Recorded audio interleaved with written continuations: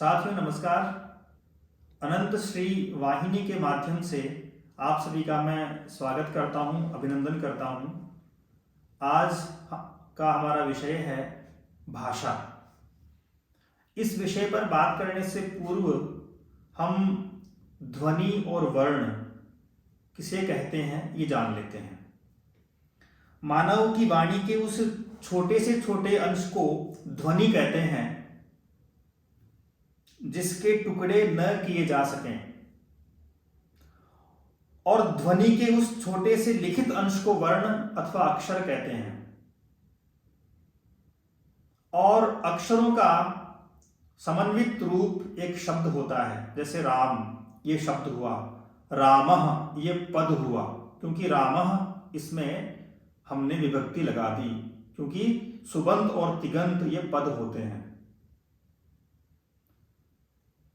भाषा में वाक्य, पद, शब्द यही एक समन्वित रूप में एक वाक्य का निर्माण करवाते हैं और वाक्य का निर्माण करते हैं, और वाक्य के द्वारा हम अर्थबोध हमें होता है।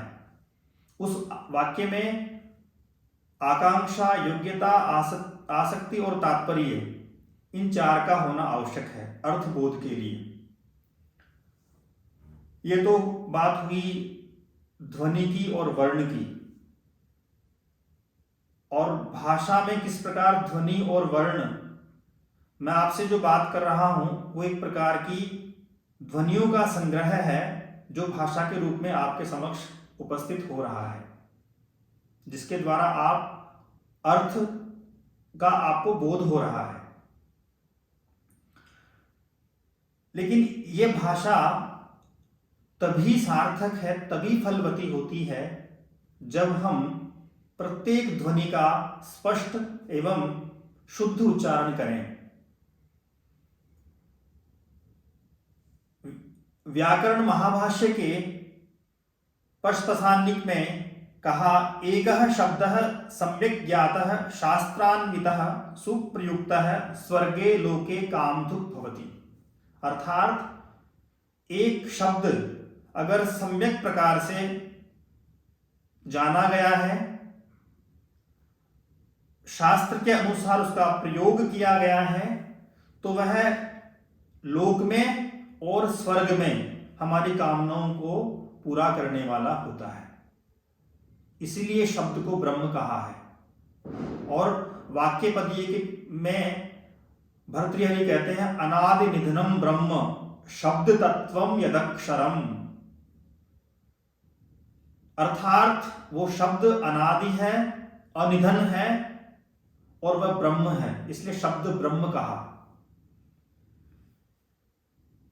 इसके बाद में हम जब चर्चा करते हैं कि भाषा की क्या आवश्यकता है, तो भाषा की आवश्यकता के विषय में कहते हैं, आचार्य दंडी ने कहा है कि इदम अंधन तमः कृत्स्नम जायेत भुवनत्रयम् यदि शब्दः वयम ज्योतिरा संसारम न दीप्यते। कि यह संसार अंधकारमय हो जाए यदि इस संसार में शब्द रूपी ज्योति न हो तो। अतः शब्द ही इस संसार में प्रकाश करने में समर्थ है, और वह प्रकाश ही हमें अर्थ बोध करवाता है। हम अपने सांसारिक व्यवहार को चला पाते हैं, अपने विचारों का विनिमय कर पाते हैं। हमारे आचरण में, हमारे व्यवहार में भाषा ही सर्वोत्तम साधिका है, यही सर्वोत्तम साधन है संसार की लोक यात्रा के लिए।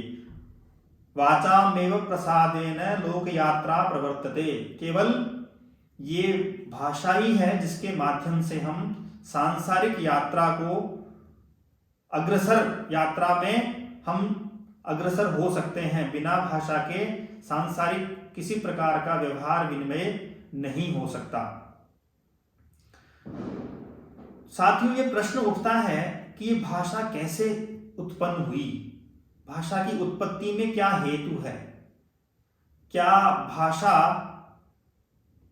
किसी व्यक्ति के द्वारा सिखाई गई है या भाषा किन्हीं ध्वनियों के द्वारा अपने आप प्रकट हो गई, या इत्यादि अनेक प्रश्न हमारे मन में उठते हैं।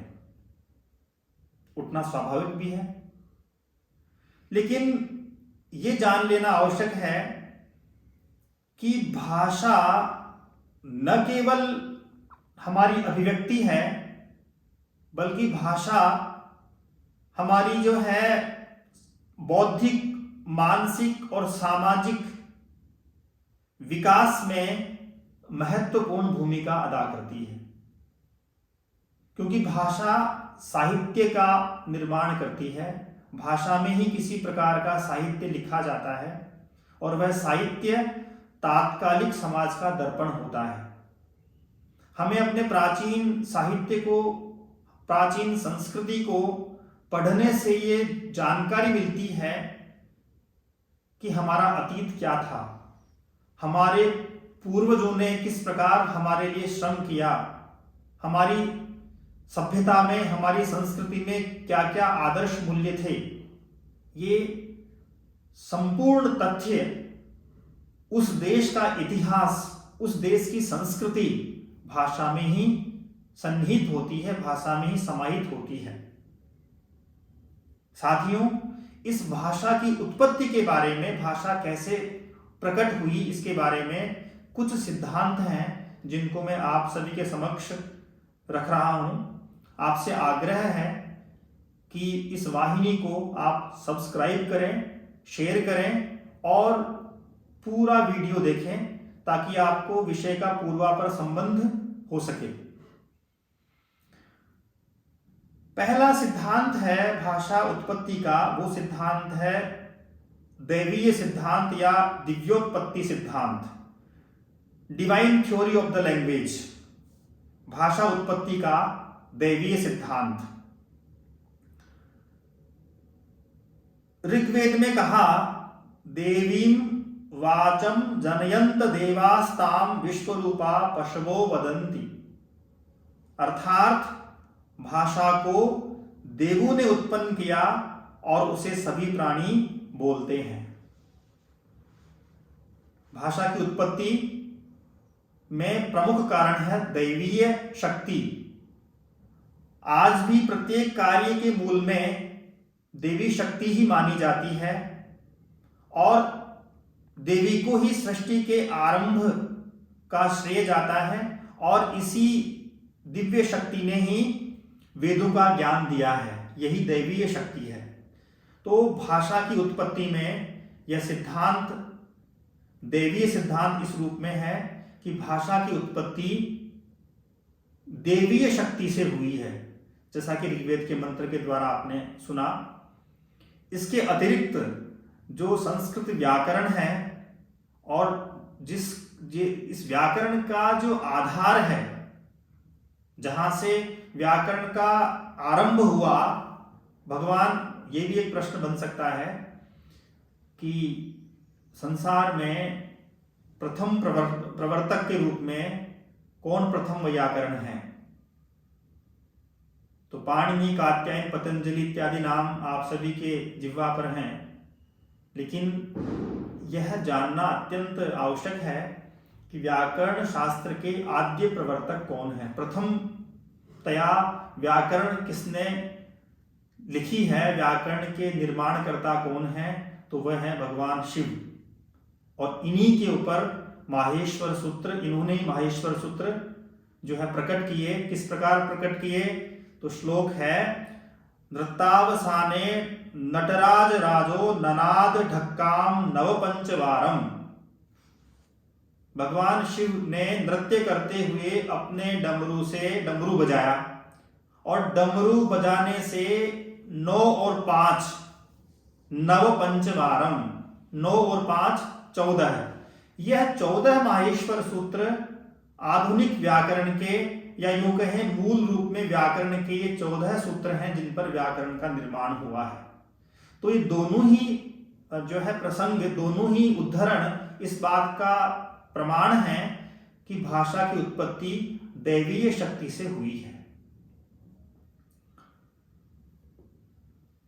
और यह आदि भाषा कौन सी है, इस बारे में भी हमारा प्राचीनतम ग्रंथ, विश्व का प्राचीनतम ग्रंथ ऋग्वेद, जिसमें कहा गया है कि अनादि निधना नित्या वागुत्सृष्टा स्वयंभुवा आदौ वेदमयी दिव्या यतः सर्वा प्रवर्तयः, कि जिस प्रकार ऋग्वेद में कहा देवीं वाचम अदमयंत देवास्ताम विश्वरूपाः पशवो वदन्ति, इसी बात को प्रकारांतर से श्लोक के माध्यम से कहा कि अनादि निधना नित्या, यं भाषा नित्या वर्तते, संस्कृत भाषा नित्या वर्तते, अनादि वर्तते, अनिधना वर्तते, यं भाषा शाश्वती भाषा वर्तते, अनया भाषया देवा व्यवहरन्ति स्म। तो जिस भाषा में देव लोग, देवता लोग व्यवहार करते हैं, उस भाषा को हम लोग हमारी संस्कृत के नाम से जानते हैं, और वही संस्कृत भाषा विश्व की प्राचीनतम और सर्व समृद्धिशालिनी भाषा है। प्रायः विश्व की सभी भाषाओं में संस्कृत निष्ठ शब्दों का मिलना अत्यंत सहज है। सभी भाषाओं में संस्कृत के शब्द हमें मिल सकते हैं, जिस पर हम आगे चर्चा करेंगे। तो दैवीय सिद्धांत के माध्यम से आपने देखा कि भाषा की उत्पत्ति, कुछ विद्वान इस बात को इस रूप में मानते हैं कि भाषा की उत्पत्ति किसी दिव्य शक्ति के द्वारा हुई, किसी दैवीय शक्ति के द्वारा इसका जो है निर्माण हुआ, उत्पत्ति हुई। जर्मन विद्वान सुस्मिल्स ने भाषा का जो सिद्धांत है, दैवीय सिद्धांत, इस सिद्धांत का उन्होंने समर्थन किया है। उन्होंने कहा कि जो है ये भाषा, सुस्मिल्स ने इस भाषा के इस दैवीय सिद्धांत को पुष्ट किया है, इसका समर्थन किया है कि हाँ, ये सिद्धांत हमारे लिए मान्य है। दूसरा सिद्धांत है संकेत सिद्धांत। इस सिद्धांत को हम निर्णयवाद भी कह सकते हैं, निर्णय सिद्धांत भी कह सकते हैं, स्वीकारवाद भी कह सकते हैं, ये सब इसी के नाम हैं। और इस मत के प्रवर्तक फ्रेंच विचारक रूसो है। ये जो संकेत सिद्धांत है, एग्रीमेंट थ्योरी है, इस सिद्धांत के प्रवर्तक फ्रेंच भाषा के विद्वान रूसो हैं। इनका कहना है कि प्राचीन काल में व्यवहार के लिए संकेतों का प्रयोग होता था, और जब संकेतों से काम नहीं चल सका, निर्णय नहीं हो सका, तो उन्होंने कुछ कुछ वस्तुओं के नाम निर्धारित कर दिए, और उन नाम के निर्धारण के बाद एक भाषा चल पड़ी, ऐसा इनका मानना है।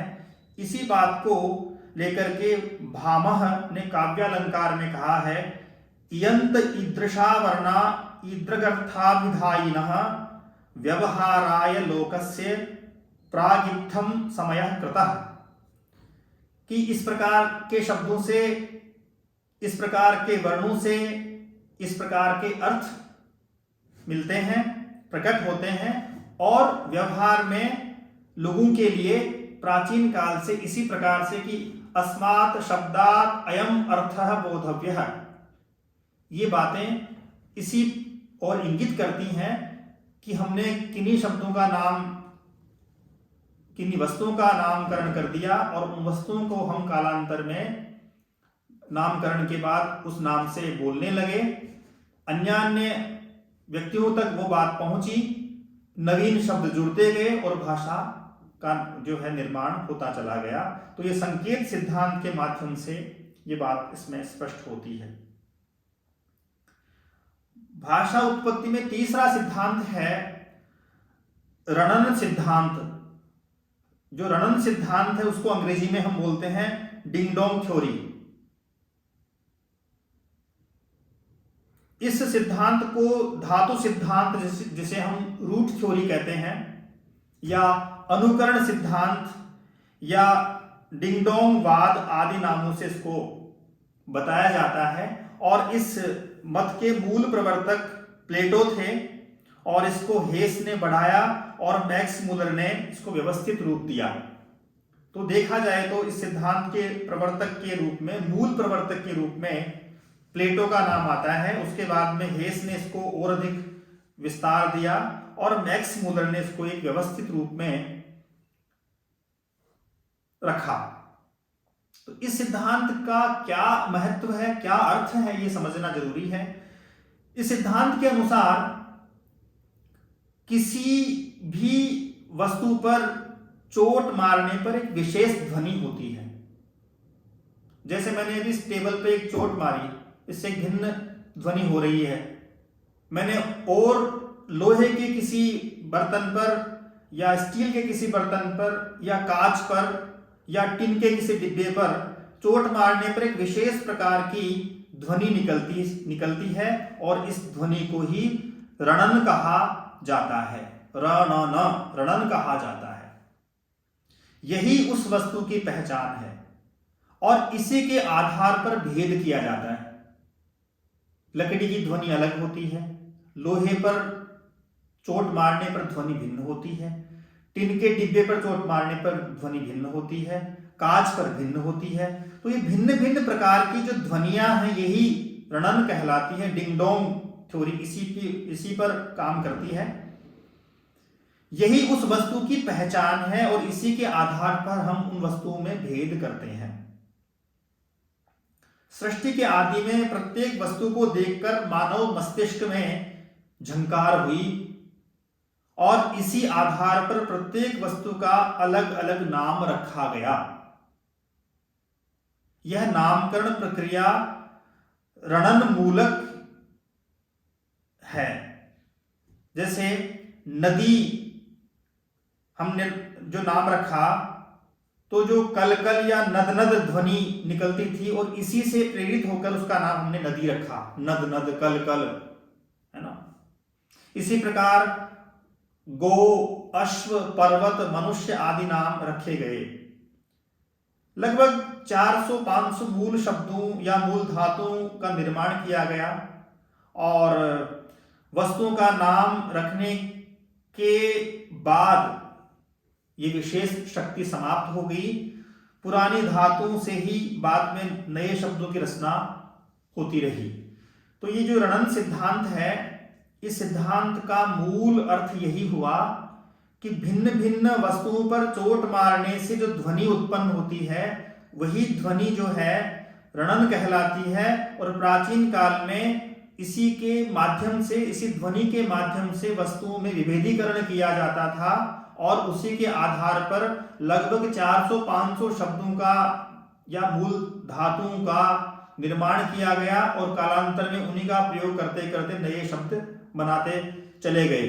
तो ये एक जो सिद्धांत है, इस सिद्धांत का जो मूल भाव है वो यही है कि ध्वनि का भिन्न भिन्न ध्वनियों के माध्यम से भाषा का निर्माण हुआ।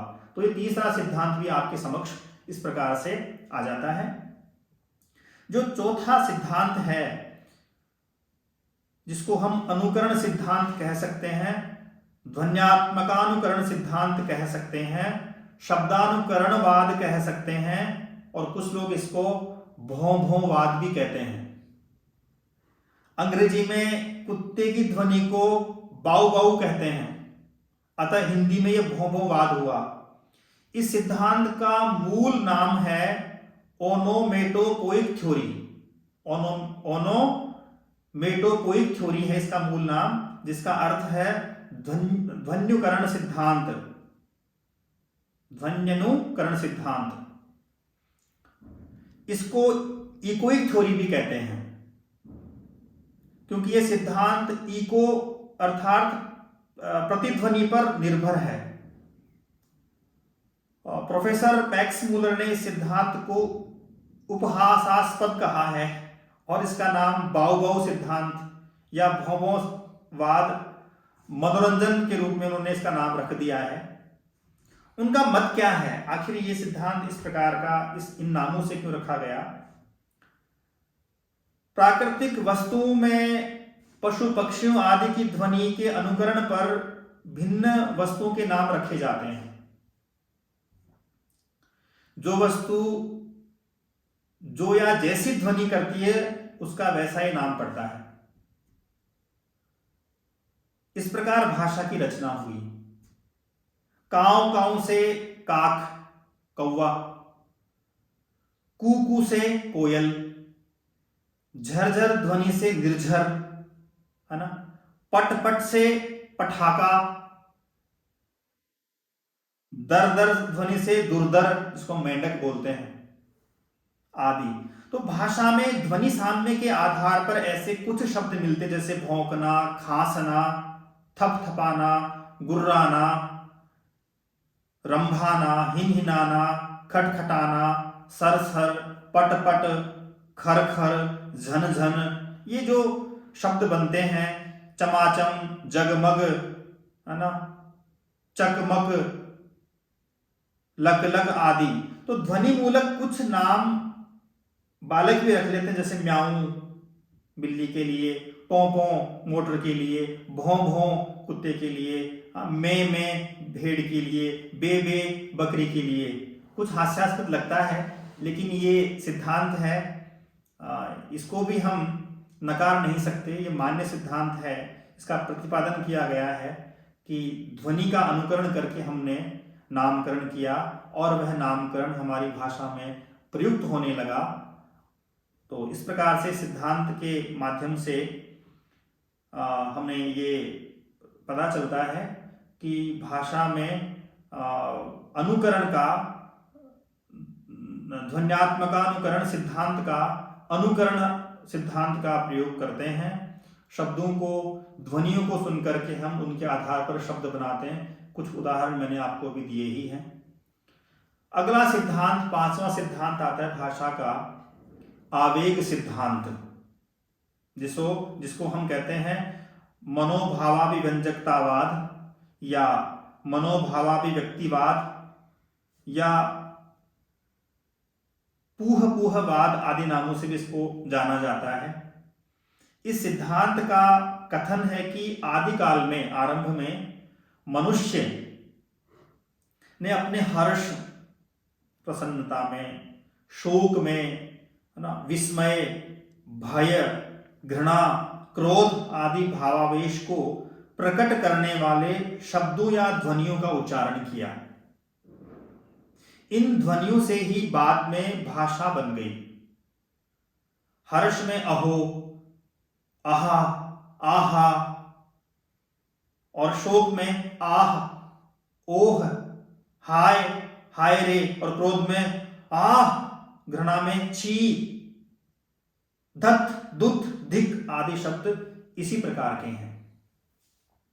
अंग्रेजी में मनोभाव सूचक पूह, पिश, फाई, ओह आदि शब्द हैं। इन आवेग सूचक ध्वनियों के प्रयोग से आरंभ में मनुष्य अपने मनोभावों को प्रकट करता था। धीरे धीरे भाषण शक्ति का विकास हुआ और भाषा का आरंभ हुआ। इस सिद्धांत के जो प्रवर्तक हैं, जन्मदाता हैं, वो डार्विन हैं। अगला सिद्धांत है श्रम सिद्धांत, जो 6वें नंबर का सिद्धांत है। इस सिद्धांत को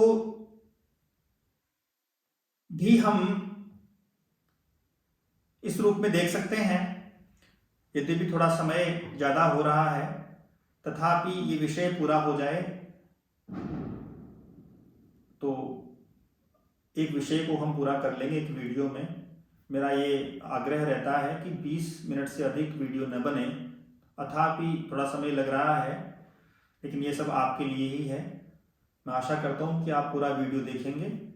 तो जो अगला सिद्धांत है, श्रम ध्वनि सिद्धांत है।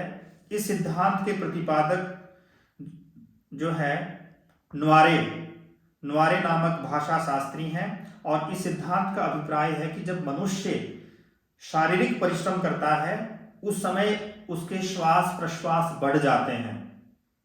मांसपेशियों में ही नहीं अपितु स्वर तंत्री में भी संकोच और विस्तार बढ़ जाता है। फलस्वरूप कुछ ध्वनियां अनायास निकल जाती हैं और इससे परिश्रम करने वाले को कुछ आराम मिलता है। श्रमजन्य ध्वनि होने के कारण इसे श्रम ध्वनि कहा गया है। इस सिद्धांत का नाम श्रम ध्वनि इसलिए पढ़ा। जैसे कपड़ा धोते समय धोबी हियो या छियो कहता है, इसी प्रकार भारी सामान उठाते समय मजदूर हो हूं कहते हैं, मल्लाह हैया हैया आदि कहते हैं। नवारे की मतानुसार ऐसे शब्दों से भाषा की उत्पत्ति हुई। भाषा का 7वां जो सिद्धांत है वो सिद्धांत है इंगित सिद्धांत। इस सिद्धांत के प्रस्तावक डॉक्टर राय हैं। इन्होंने 1930 ईस्वी के लगभग प्रोफेसर रिचार्ड ने अपनी पुस्तक ह्यूमन स्पीच में मौखिक इंगित सिद्धांत नाम से इसे प्रस्तुत किया है।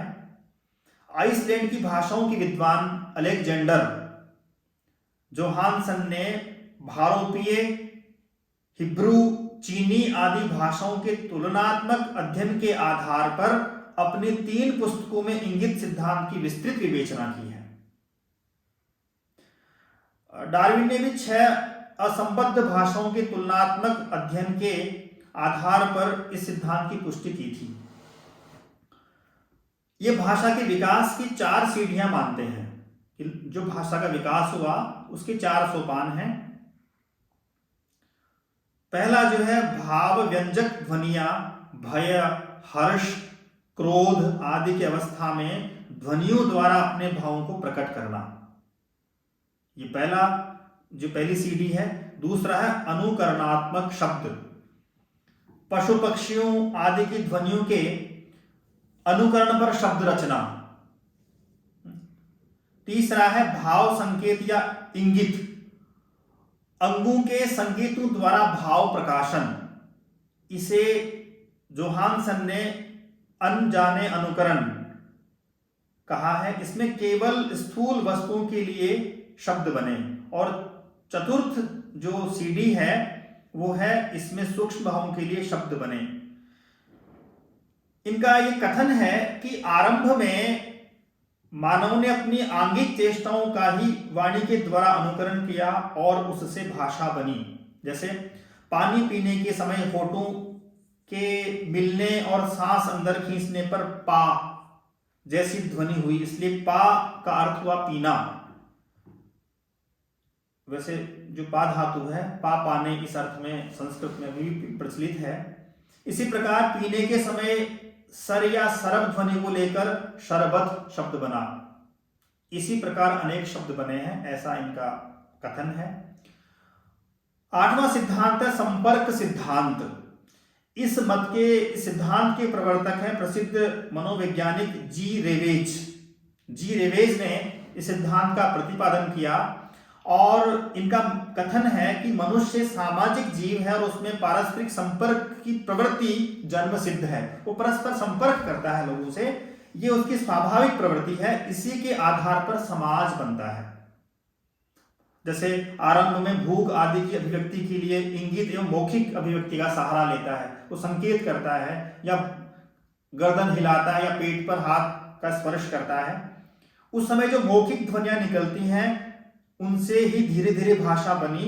पहले ये संपर्क भावों के स्तर पर रहा होगा, बाद में विकास होने पर विचार के स्तर पर हुआ होगा। संपर्क ध्वनि का विकास संसूचक ध्वनि से होता है। इसमें हल्ला करना, पुकारना आदि सम्मिलित है। इसी अवस्था में भाषा के आदिम रूपों का प्रारंभ हुआ होगा, ऐसा इनका मानना है। जैसे मां का अर्थ रहा होगा मां दूध दो या पानी दो। बाद में छोटे वाक्य बने होंगे। विचारों के स्तर पर संपर्क बढ़ने से भाषा का विकास हुआ होगा, ऐसा संपर्क सिद्धांत का जो है मंतव्य है। जो 9वां सिद्धांत है जिसे हमने संगीत सिद्धांत कहा है, इसको प्रेम सिद्धांत भी कहा जाता है। डार्विन, स्पेंसर इस सिद्धांत को अक्षरशः स्वीकारते हैं। इस सिद्धांत का कथन है कि मानव के संगीत से भाषा की उत्पत्ति हुई है। आदिम मानव भावुक एवं संगीत प्रिय रहा होगा। वह रिक्त समय में कुछ गुनगुनाता रहा होगा। उसकी गुनगुनाने की निरर्थक ध्वनियां धीरे धीरे वस्तुओं से संबद्ध हो गई और वे सार्थक हो गई। प्रेम, शोक, दुख, हर्ष आदि के अवसर पर ये की गई ध्वनियां सार्थक शब्द बनी और भाषा की उत्पत्ति हुई। 10वां सिद्धांत है भाषा का प्रतीक सिद्धांत। इस सिद्धांत के अनुसार यह माना जाता है कि संयोग से या अन्य किसी सामान्य संबंध से किसी शब्द का किसी अर्थ से संबंध हो जाता है, रिलेशन हो जाता है, और वह शब्द उस अर्थ का प्रतीक हो जाता है।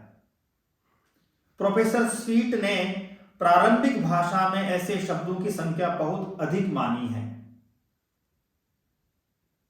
भाषा विज्ञान में ऐसे शब्दों को नर्सरी शब्द कहते हैं। ये माता, पिता, भाई, बहिन आदि से संबद्ध होते हैं। इनमें अधिकांश में प्रारंभिक ध्वनि ओष्ठ्य होती है। अतः अधिकांश भाषाओं में माता, पिता, भाई आदि के वाचक शब्द प वर्ग से प्रारंभ होते हैं।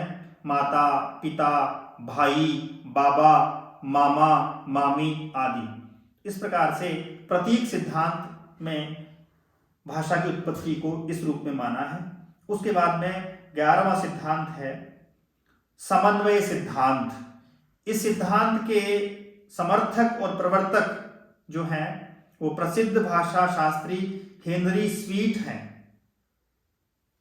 उन्होंने कोई नया सिद्धांत प्रस्तुत करने की अपेक्षा सर्व सिद्धांत को ही अधिक उपयुक्त समझा। उनका कथन है कि यदि इन सिद्धांतों में से आवश्यक सिद्धांतों को एकत्र कर लिया जाए तो भाषा की उत्पत्ति की समस्या बहुत कुछ हल हो सकती है। इस प्रकार से प्रोफेसर स्वीट ने भाषा का प्रारंभ अनुरणनात्मक, भावाभिव्यंजक और प्रतीक शब्दों से हुआ, ऐसा उनका मानना है। उन्होंने इसके साथ उपचार प्रयोग को भी स्थान दिया। उपचार से अभिप्राय है सादृश्य मूलक गौण या लाक्षणिक प्रयोग। जैसे चापलूसी के लिए मक्खन शब्द के आधार पर मक्खन लगाना, और सादृश्य के आधार पर आलू की आंख, गुरु वचन, लघु चेष्टाएं, मधुर आकृति, कटु वचन आदि प्रयोग होने लगे और शब्दों का अनेक अर्थों में प्रयोग होने से अर्थ विकास हुआ और इस प्रकार भाषा का विकास हुआ। अंतिम जो भाषा सिद्धांत है वो सिद्धांत है प्रतिभा सिद्धांत। प्रतिभा सिद्धांत के संस्थापक आचार्य भर्तृहरि हैं। वाक्य पदीय में भर्तृहरि ने प्रतिभा को विश्व की आत्मा माना है और उसे सर्वशक्ति संपन्न बताया है। शब्देष्वेवाश्रिता शक्तिर्विश्वस्यास्य निबंधनी यन्नेत्रः प्रतिभात्मायं भेद रूपः प्रतीयते। अर्थात शब्दों, भाषा में ही विश्व को बांधने की शक्ति है। शब्द भाषा नेत्र हैं और प्रतिभा आत्मा है। यही शब्द विभिन्न रूपों में प्रकट होता है। साथियों, बहुत बहुत धन्यवाद, आपने पूरा वीडियो सुना। इस विषय से, भाषा की उत्पत्ति रूपी इस प्रकरण से निश्चित रूप से आप सभी आनंदित हुए होंगे। आपके परीक्षाओं की दृष्टि से विभिन्न प्रवर्तकों को पूछते हैं कि दैवीय सिद्धांत का प्रतिपादन किसने किया, अनुकरण सिद्धांत का प्रतिपादन किसने किया, रणन सिद्धांत का प्रतिपादन किसने किया, और जो आपका प्रतिभा सिद्धांत है उसका किसने प्रतिपादन किया, इत्यादि प्रश्नों के द्वारा आपको एग्जाम में उत्तर देना पड़ता है। अतः उन सब की दृष्टि से और एक सांगोपांग रूप में भाषा की उत्पत्ति कैसे हुई होगी ये मैंने बताने का प्रयास किया है। मैं आशा करता हूं कि आपको समझ आया होगा, और कोई बात हो तो आप कमेंट्स में बता सकते हैं। अगले वीडियो में हम संस्कृत भाषा के ऊपर बात करेंगे और फिर क्रमशः व्याकरण इत्यादि विषयों पर स्पर्श करेंगे। आप सभी का बहुत बहुत धन्यवाद। जयतु संस्कृतम, जयतु भारतम, जय हिंद, नमस्कार।